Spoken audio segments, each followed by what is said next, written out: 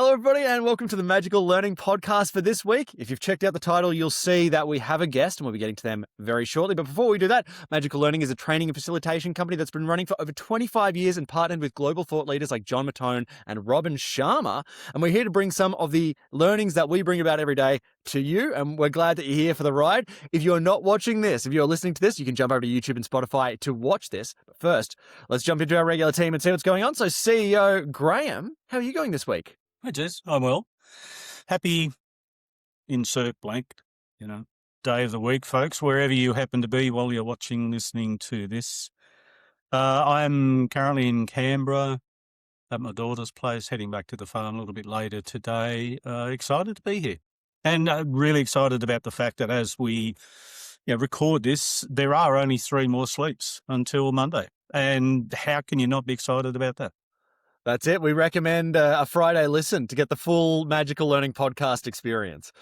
Well, thank you for joining us today, Graham. Very excited to have you on. And our guest, Ilona Charles, before we get into everything, how are you going this week? I'm really good, thank you. Much better than I was last week. I had a cold, so thus the husky voice. But no, I'm really well. I'm also glad it's Friday, and I love that you have this podcast on a Friday. Much more relaxing. That's it. Well, it's not a husky voice; it's dulcet tones in the industry. That's how you sell it. So we're so happy to have you now, Ilona. You are not only an HR expert, and you've also co-founded Shiloh. But do you want to tell us a little bit more about your journey before we dive into this conversation? Because HR is such an interesting topic. We haven't done many episodes on it, so it's a really nice one to kind of deep dive in a little bit with you. So do you want to tell us a little bit about your story? Oh, sure. I'll try not to take up the whole hour with my story because it's pretty long. But most of my career in HR, as you said, primarily in big corporates in Australia. So the banks, the telcos, you name it, big head offices in HR roles. And, finishing up my corporate career in sort of head of HR, CPO type roles. My last job was at CSIRO, which was super interesting. And then, just sort of had enough of doing the whole corporate gig, and my co-founder Shana and I just had some similar thoughts around where HR should be going, and we set up Shiloh People. We first called it. We've sort of shortened it to Shiloh to make it a little bit more cool. We set that up in March 2020, which, if that date means anything to you, was right at the start of COVID. So interesting journey we've had. It's been amazing. We've got a great team, and we've built something really that we're very proud of, actually. And I'm happy to talk more about what we do either now or at the end, whenever suits. Yeah, well, I actually think let's start with what you do, because I think there's so much to unpack there, and we've got a question about how sort of working from home has changed HR, but you talking about specifically that moment in history when you're kicking off your business, and that's something. Yeah, tell us a little bit more before we dive into the questions. Yeah. Yeah, sure. So Shiloh, it's an HR consulting firm at its simplest. We only work in the people space, but across the whole HR or people function. So if you think about really large corporates and the nature of the functions that you'll have in that HR space, it can be, you'll have a lot of specialists, generalists, junior people, senior people. We have the whole lot in our community. We have about 200 consultants nationally. So we've grown quite large. And the whole premise is that we help clients with their people issues, but our product is our people, I guess. So we take pride in matching the right person to the work. And we deliver those services in a number of ways, depending on what the client needs. So we're really adaptable, very nimble, very pragmatic approach to how we deliver our HR services. Well, you sound like the perfect person to be talking to today. I think we're going to be breaking down all of those sort of questions that people will be having in their mind, hopefully, and a few more, because we've got a lot of different perspectives. We're going to kick off with our Director of Learning's question, who is in Zurich right now, but she's written this one in. She's always a good one to kick us off, because I feel like she sort of sets the table for the rest of the questions. So I'm going to ask her a question here from Danette, Director of Learning. Tell us more about the new leadership challenge of leading people and machines. What new skills are leaders going to need to develop to lead well? Yeah, it's the big question, isn't it, on everyone's lips at the moment. And if we talk machines, maybe I'll narrow it down to AI, because I think that is what everyone's talking about. So I think the leadership skills that we're going to require, I was going to say into the future, but it's actually now, it's like right now, is that ability to lead humans because they haven't gone away, but as well as lead things like agents. You know, you've probably heard of agentic AI and the rise of agents in the workplace. So I think that's a really different skill for leaders to have. Like at the moment, it's sort of like, oh, well, these AI things are just here, but they're not thinking really about how you lead them, or if you need to lead them at all. So I think for leaders at all levels, we need to get better at asking really good questions. You know, thinking about when is it appropriate to lean on AI? When does a decision need to have a human lens over the top of it? I would argue all decisions probably should still have a human lens over it. And this comes back, I think, to around being curious, you know, being interested in the work, and not just technical expertise. I don't think it's technical at all.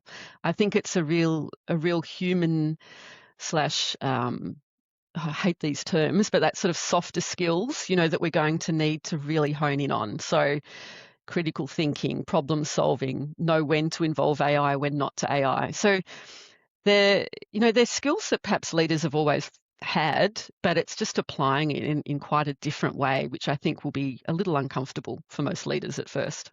Yeah. Well, I mean, you're not the only person saying that, Ilona. A lot of our people are saying that, you know, the quote unquote soft skills are really where the skills are going to be required as we start going forward. So I definitely think that people can, you know, you're along for the ride. They're saying that from the HR perspective, you know, this is a crucial skill. So I love that. I'm going to throw it to our CEO, Yeah. Graham. Graham, what was your question? Tell us a little bit about why you chose it.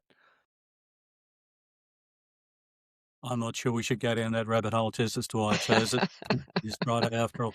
The idea of this sort of follows on from Danette's questions around leading people, leading machines, and I have I'm not sure how you would describe the view, very pessimistic from a human-centric perspective, view of where we're heading. Or more importantly, where AI is taking us, because I don't think we have a clue most of the time. But so my question was, how do we approach thinking about how do we lead machines when for the vast majority of us, it's the other way around, machines are leading us. There are people in the background Yeah. to some extent. And part of this is, I have this thing in my head about convenience. And as human beings, so many of us, and I include myself in this 100%, so many of us make decisions, and sometimes the decisions we make are just to abrogate the responsibility to make a decision to a piece of AI because it's convenient. We do a lot of things today because it's easier, it's convenient. It's just like, well, it's one less thing for wherever, so just do that. Yep. And I'm curious about your thoughts on the whole agentic AI, and that's only a small part of the bigger AI puzzle, Yeah. and how people in leadership roles can stay in touch with the importance of continuing to be human and continuing to have some human input into what's going on. Yeah. Did That's a any of big. that make sense? Because Yeah, I it did. started out with English in my head, and then towards the end, I think it was Latin. I'm not sure. No, it made sense. There's a lot in there though, Graham. So I'll start with Yeah. where you started, which was around, you know, is AI leading us, that sort of thing. I don't think it is. There is a lot of fear around at the moment, and I think that is so understandable. You know, every day we read stuff about AI, the impact it's having on jobs. You know, lots of redundancies with some of the big companies at the moment are being put down to AI use. I'm not convinced that's the whole truth around the redundancies personally. I think it's quite a convenient truth, but I also think it creates a whole lot of fear. And given how fast it's moving, I think this is also what creates the fear. And once again, I think it's understandable, is that this in my lifetime is the fastest change I've ever seen, and I'm sure in your lifetimes as well. So the technology is advancing so rapidly. You know, it's not months or years, it's days and weeks that it's advancing so quickly. So I get where you're coming from. I don't think AI is leading us though, or technology. I think the risk is not so much the technology itself, it's around the human element and taking ownership of what's happening. So I think, to your point, just absconding, sort of, if that's the right word, to or absolving responsibility and putting that back to AI tools is I think a failure of leadership and of the human involved in that process. So even if you take AI out of it, we've always tried to find the most efficient routes to get things done. Inherently, I won't, this is not, people will hate this, but we're sort of lazy. Like if we can do something better and easier, then we'll do it, right? That's just smart. But you can't just get rid of your own responsibility or accountability. We had the same arguments when we were offshoring a lot of work overseas. And it's like, just because it's not here and it's not visible to you every day, doesn't mean all the responsibility goes to those people offshore. Like someone here has to still own it. And it's the same with AI. So I don't think it's leading us, but I do think what we do need to set some boundaries. We need to be clear around where it adds value, where a human should be making the call. And I think this is where it's taking over or going beyond what we've thought about yet. So the technology is moving so fast is that we haven't had time to grasp the impact of that, which means the guardrails aren't in place, the ownership, the accountability isn't in place yet. And so I think it puts a huge amount of pressure, I think, on organisations, people, HR as well, to actually get their skates on and start to think about where we need to put these boundaries in place, particularly in the organisational context. We've all heard some of the not great stories about AI and what it's telling people to do or not do as individuals as well outside of the organisation. We've got to remember it's only as good as it's been trained on and programmed on. It's not trained to think. It's just trained to take a whole lot of information and process that really, really, really quickly. So I just think it's not so much AI leading us. We have to take ownership and get in there quickly and do something about it. I don't know if that answers your question, Graham. Well, it wasn't just one question, to be fair. Or questions. And I think you did an exceptional job of answering, so thank you for that. That's all right. I guess just a really quick follow-up, if I may, is, and I agree. I think the idea that we have to find or create the opportunity to pause and ask some questions that we're currently not doing. But acknowledging your point about the fact that the pace of this development, this growth is unprecedented, and where does it end? Who knows? We can't keep up with it. No, we just can't. As normal human beings in our day-to-day existence on planet Earth, there's not a single person on the planet who can stay in touch with all of it. So, No. I don't know, how do we create an urgency individually around the need for us to stop and think a little more about how we're going to approach the day, rather than just going back to what you were saying before about just abrogating our responsibility to a piece of AI because it's convenient and quicker. And I understand some of the neuroscience, some of the brain science behind why we do that, because our brain loves that. Anything that's easier, our brain just jumps for it because it saves energy. Yeah. Not necessarily a good thing. And AI seems to be leading us down this path continually. We'll just use that, just ChatGPT. I was on a flight the other day and there was an issue with some water that leaked in the carpet at the back of the plane. I was in the naughty corner, that's usually where I end up. And the carpet was wet. And one of the passengers asked one of the cabin crew, have you logged that in the flight crew? In the flight log. And I thought, he must be like a cabin crew just hitching a ride home. But it was just a guy who just ChatGPT'd, what do you do when the carpet's wet on an airplane? And all of a sudden he knew all about the flight log. He knew enough to ask. But I don't think he had a clue. So it's, I don't know. I'll stop talking now. No, that's all right. Well, we can definitely bluff our way through. But look, I think that is $1 million question, because how do you slow down to speed up? And I do think it is incumbent on all of us to probably just take stock of where things are at, take a slight step back, so that we can speed up and or not get ahead, because I'm not sure we'll get ahead of it, but at least be going at the same time, and doing things at the same time. But I don't have the answer to that question, Graham, because I know in organisations it's really hard to get people to pause. It has been for years, even before the onset of AI. So, to get people to slow down, get organizations to slow down, because they're always, particularly big ones, striving for more efficiency, striving for greater productivity, revenues. It's very hard to slow down companies like this. But, I think, I don't know whether this is true or not. This is just me putting something out there. But, what could happen is that something does break somewhere. So, there's a big risk associated with decisions being outsourced to a technology platform. And if something breaks, that will usually cause, if I'm thinking banking or thinking, some of your highly regulated environments, who I know are putting some guardrails in around AI use. But if something breaks, that's when then they will have to take pause.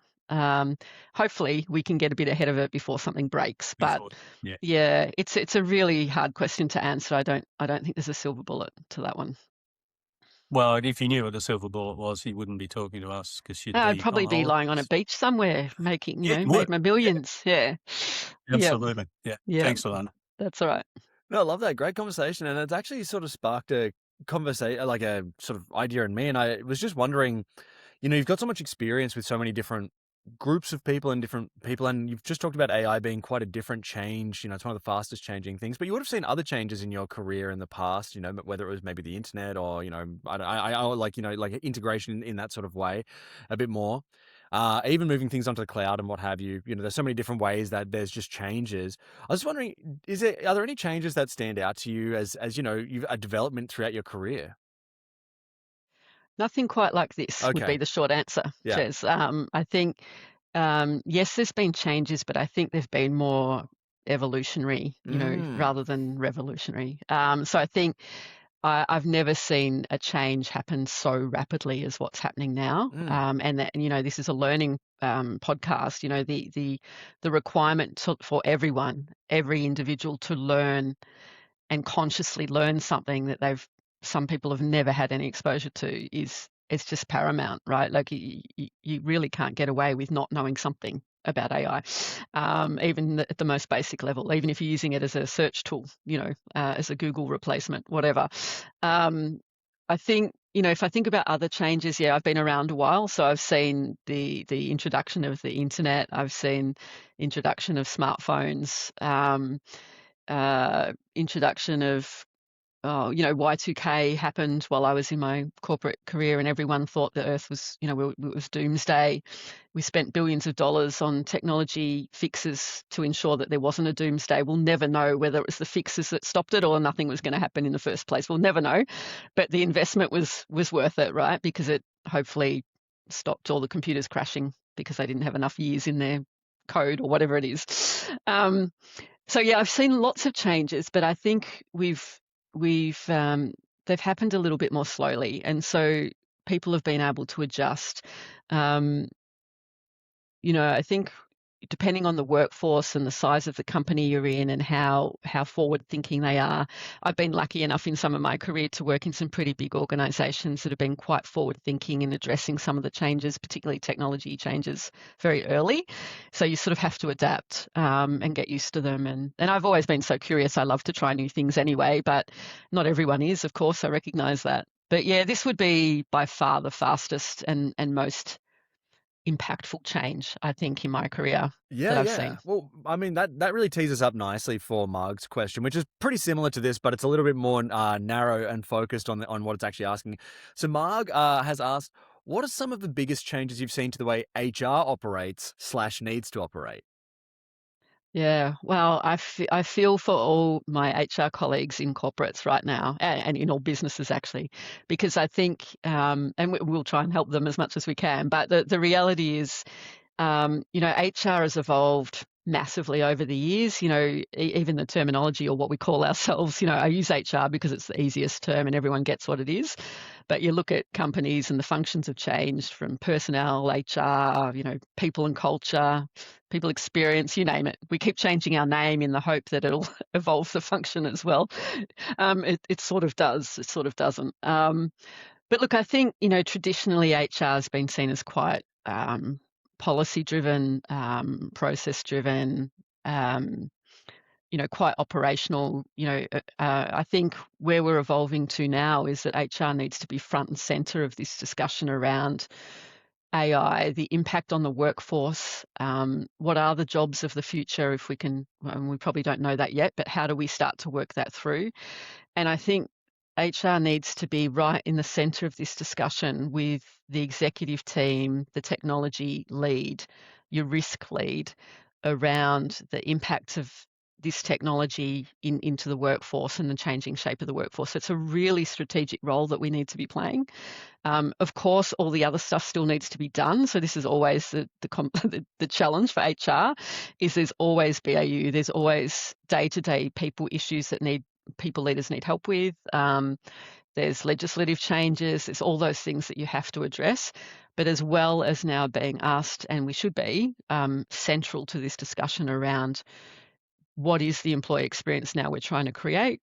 What are those jobs? How do we redesign effectively the work to be done? That's a really, really big ask for HR, but it's also really exciting because it's a real point of influence, I think, for HR in that sort of executive context. Well, I mean, actually, to be honest, this tees us up nicely for my question, because my question, I think, talks about sort of how you're approaching it now in your own business. So, looking through the Shiloh website and materials we had, you talk about agile HR. So I just want to know what that looks like in practice, and to you, what does sluggish HR look like? Hopefully I didn't put sluggish HR No, on our website. that was my own term. That was my own term. That I just okay. was trying to think of the opposite. So that was just my own. That's okay. Own word. That's okay. No, that's I was just joking.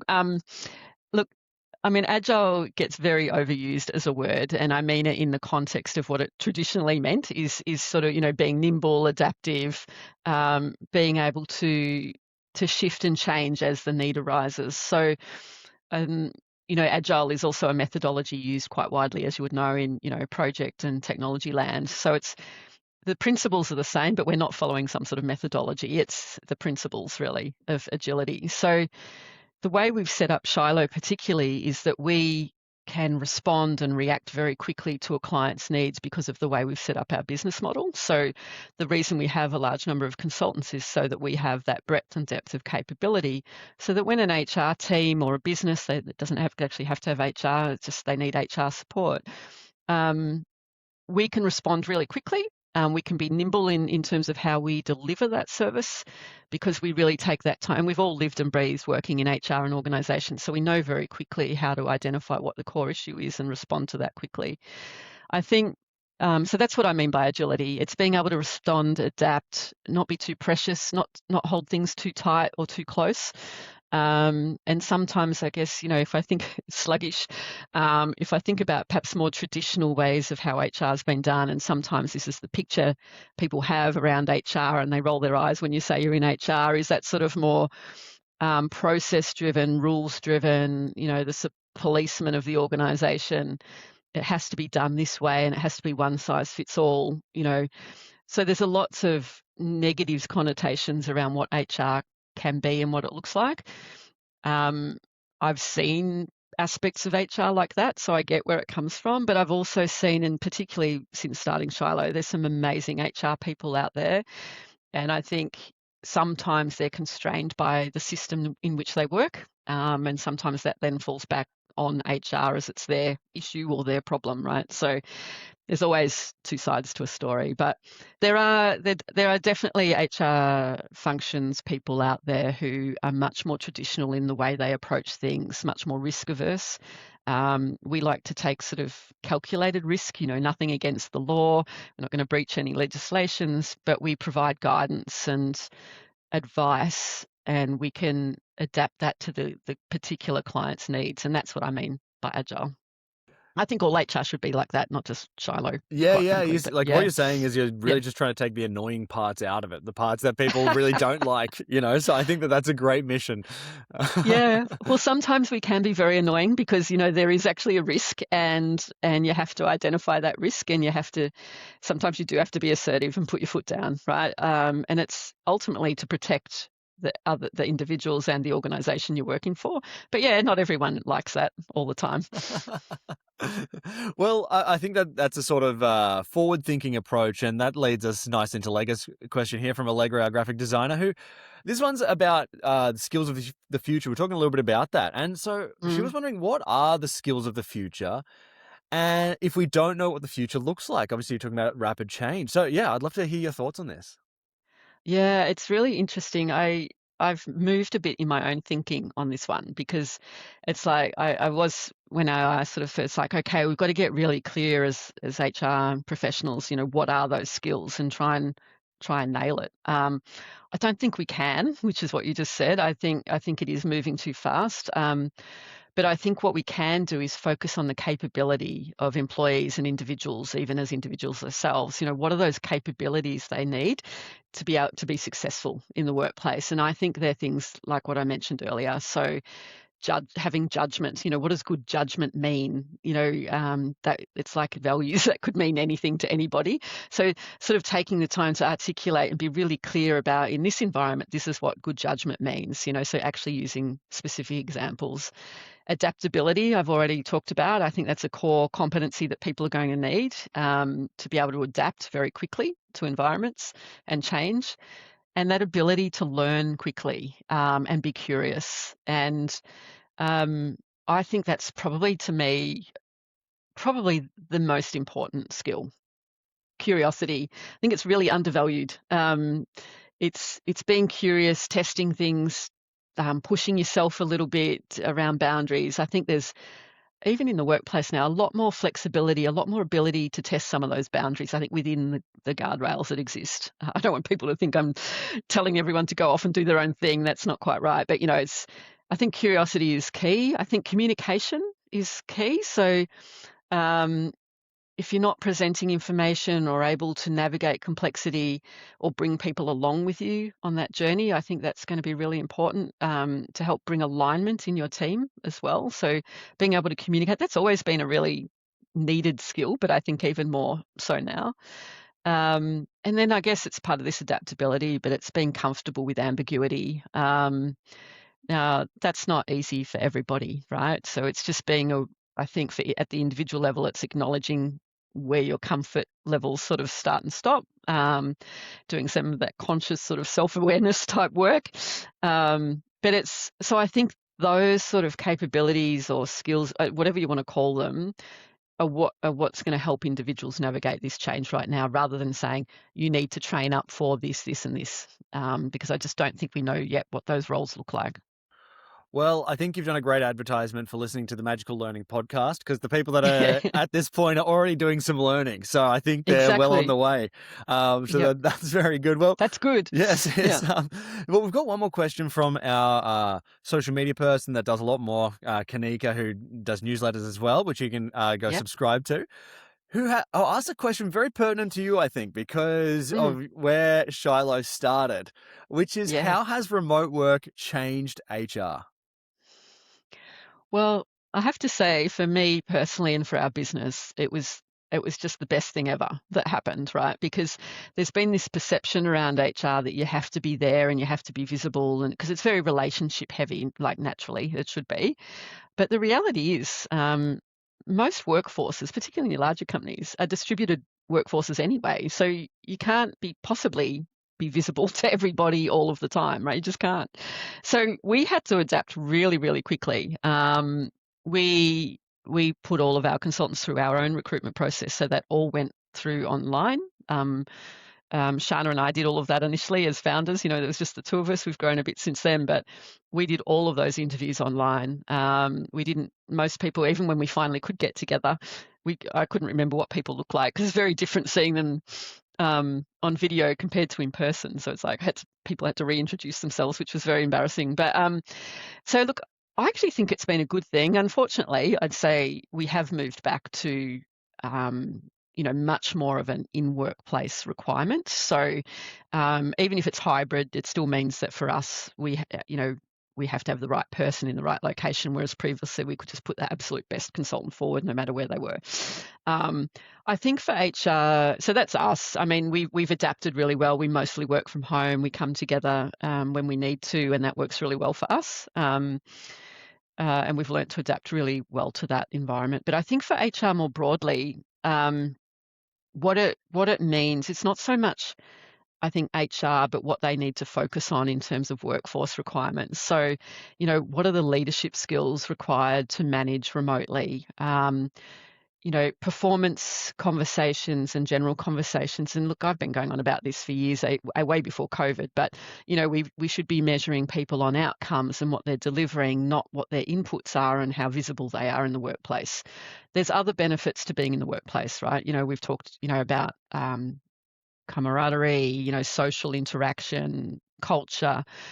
Too much is put down to culture and it's too big a bucket, but there are good reasons to come together as people because we are humans and we need that social interaction. But in terms of some of the workforce things around productivity, efficiency, they don't need to be managed visibly, right? So I think there's still, in fact, I feel like we've reverted somewhat to the dim dark ages, but it shouldn't be any different. We need to have clear outcomes in place. We need to communicate well. We need to be transparent around what we're doing and why, and hold our teams to account. That's always been the case. So I think for HR, it means that we have to just shift our focus around what's important as leaders in an organisation. Where can we support them most to be the best leaders that they can be, and also for employees, supporting them around, well, where are the boundaries? There's legislation now around right to disconnect. There's all sorts of different legislation to try and protect and put in boundaries.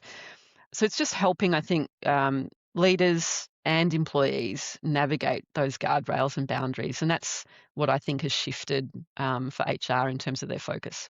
Hopefully that answers that question. Yeah, Long answer. yeah. Sorry. No, that's Yeah. and I think there's a lot of good things to take away from that. I mean, I've just written down remote leadership and outcomes are to me two keywords that stood out. But there's a lot of other sort of final thoughts to get here because there was a lot to take in here, and I loved this conversation. Yeah, I know, lots of info. Yeah. So I might throw to Graham. Graham, did you have any final thoughts on today's conversation? Yeah, so much. Look, Ilona, it's been a great conversation. We definitely should get you back on. Probably on a Monday through to a Friday. If we just, I don't know what's in the, Jez, what the Guinness Book of Records record is for the longest continuous podcast? No, I'm on it though. Because we should have a crack at killing that, whatever. So many things. I like the idea of adaptability. If Danette was on the pod, she probably would have spoken to that because she wrote a book on adaptable leadership a couple of years ago. But the curiosity piece, I think, is really important. How do we continue to be aware, at least in the background, of whether we are showing up in a situation in a state of curiosity or whether we're just diving in with judgment because that's easier. Yeah. If I'm going with some judgment, then I'm right and you're wrong. And some of the stuff around adaptability, and because I have a thing about alliteration, I was thinking the 5 C's of adaptability. So curiosity. Most of these are yours, so thank you. But the curiosity and then things like communication. I thought, well, the others would be compassion for ourselves, for others, courage. Because being adaptable and particularly being curious does require some courage. And then I thought, well, the 5th C, to wrap it all up, would be chocolate. Perfect. Sounds like a great combination. How could it not be? One of the other things that stood out for me earlier when you were talking about, how do we design a good employee experience? And that's tricky nowadays because there's I don't know, and I may be completely off track here, but it feels like there is a growing sense of possibility for each employee to request or expect their own personal work experience. And much more so, I think, maybe when we're working from home, working remotely, because it is just us. And it could be completely off track with that. And then the other thing that stood out, lots of notes, sorry, lots of notes. there was one other thing. This idea of a friend of ours, Kate O'Neill, who's based in New York, writes lots of books. She sits in that sort of in this area of people and technology. Mm-hmm. Not from a HR perspective, probably more from a technology perspective. But I suspect the two of you would love. You'd get some real value out of the conversation. But Kate talked about this idea of getting away from the label of future proofing, which we used to use a lot. Yep. Yeah. How do you future proof yourself? How do you future proof your people, your business, etc. And thinking more future ready. Because future proofing will change literally every day, and sometimes it will change 3 times in a one day, a bit like Melbourne's weather. Are you in Melbourne, Ilona? Yes, I just realised I'm in Melbourne, yeah, and it's sunny today, which is lovely. Is it still rain, sun, cloudy? Pretty much more sunny today, thank goodness. And look, for all of the listeners and watchers out there in Melbourne who just disconnect, well, you've already disconnected. It's too late. I apologise. No, we all know what it's like. I do like the idea of yeah, do we not focus as much time and effort and energy on research and thinking about, well, what are the jobs of the future going to be like? Do we move away from that maybe a little bit and focus more on how do we help our people become genuinely more adaptable? Yep. Because then it doesn't really matter that much what the future jobs look like. They'll be more ready for those. I'll stop there. It's been a great chat. Thank you. I wasn't sure if that was a rhetorical question or a real question, but Sorry. I think that's yes. It's yes from if it's a real question, it's from my perspective, it's an absolute yes. I agree with Kate's philosophy. I don't think there's a future proofing anything. But all we can do is equip ourselves and each other with the best possible chance of being successful in whatever success means for someone. And I think they're the skills and capabilities, for whatever you want to call them, that we talked about earlier. And the 5 C's, perfect. Yep. Thank you. It's okay. Jez, back to you. Sorry, I'll stop talking. No, that's good. We should have I think we need to get chocolate available for better communication and clarity. I think that's what you've really unlocked in this conversation, Graham, which I'm all for. I've got a magic chocolate. Yes. A new break. I want to say I took so many notes as well, and this I think what you've really done today is, at least for me, established good frameworks between where some of the negative connotations around HR come from and what positive modern HR actually looks like. And to me, that's really the biggest takeaway from this whole thing. It's more of it's a philosophy, but it's also an approach. And so I really love that. Is there anything that we didn't get to today that you kind of want to leave our listeners with as sort of some final thoughts here? I think I've covered so much today, Jez, Excellent. but I think it would just be encouraging people to sort of embrace and exactly what you're all about, but to learn and be curious. So that's what I'm doing, and I love it. I tried to build an agent. I haven't quite finished it, but it's a bit harder than people make out, to be honest. I got stuck. Well, that's all right. I'm sure there'll be some way to figure that out in the future. But until then, Ilona, I was going to say, people must be listening to this and going, great, I need to have a chat to you. I need to work out what's going on. How can I add this to my business? So where's the best places for people to reach out to you and find out more info? Yeah, sure. It's probably 2. So for me personally, I'm on LinkedIn, so Ilona Charles. But also Shiloh, have a look at our website, shilohpeople.com. Pretty simple. I had to think then. If you put AU in, it probably works as well. But that's probably the best place. And if anyone wants to speak to me, they can actually book time with me through the website. So happy for you to connect directly. Excellent. Well, thank you so much for being on today and sharing this sort of future-focused way of looking at HR with everybody and what you do, how to make it agile and nimble. Thank you so much for sharing all that today. Graham, thank you for great questions, insights, as always. And to all our listeners, thank you so much for sharing. We're almost at episode 300, so if you're not subscribed, get stuck in. Thank you so much, everybody who's been sharing and listening. And as always, everybody, have a magical week.